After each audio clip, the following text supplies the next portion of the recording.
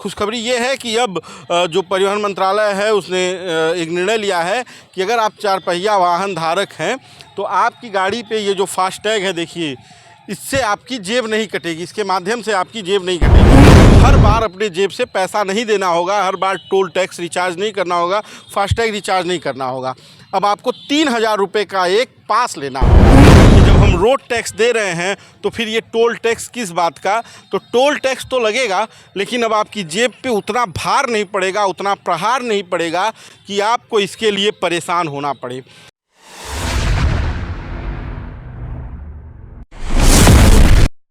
नमस्कार, बेधड़क खबर देख रहे हैं आप और मैं हूं आपके साथ शशांक। आज एक खुशखबरी है। खुशखबरी उन लोगों के लिए जिनके पास अपनी 4 पहिया वाहन है और जो उससे यात्रा करते हैं। सबसे ज़्यादा तब उनको कष्ट होता है जब उनकी गाड़ी हाईवे पर, यानी कि नेशनल हाईवे हो, चाहे वो स्टेट का हो या देश का हो, उस पर जाते हैं, या एक्सप्रेसवे हो, उस पर जब की गाड़ी पहुंचती है तो टोल प्लाजे के पास पहुंचते ही उनकी जेब कट जाती है। और अब भारत सरकार ने इसे ही लेकर एक बड़ा निर्णय लिया है और यही एक खुशखबरी है।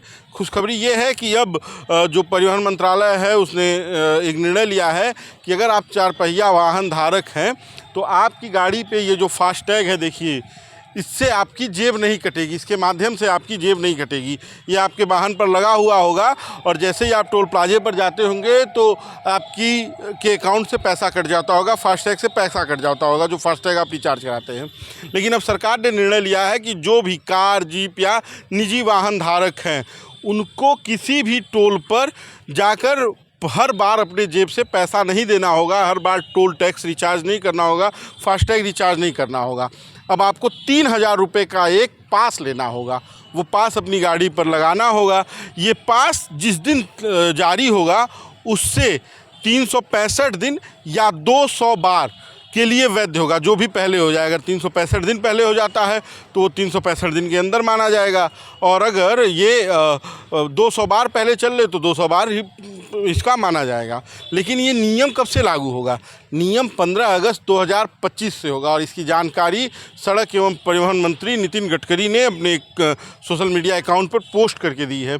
तो जो वाहन चालक हैं, जो अभी तक इस मुद्दे को लेकर परेशान थे कि जब हम रोड टैक्स दे रहे हैं तो फिर ये टोल टैक्स किस बात का। तो टोल टैक्स तो लगेगा, लेकिन अब आपकी जेब पे उतना भार नहीं पड़ेगा, उतना प्रहार नहीं पड़ेगा कि आपको इसके लिए परेशान होना पड़े।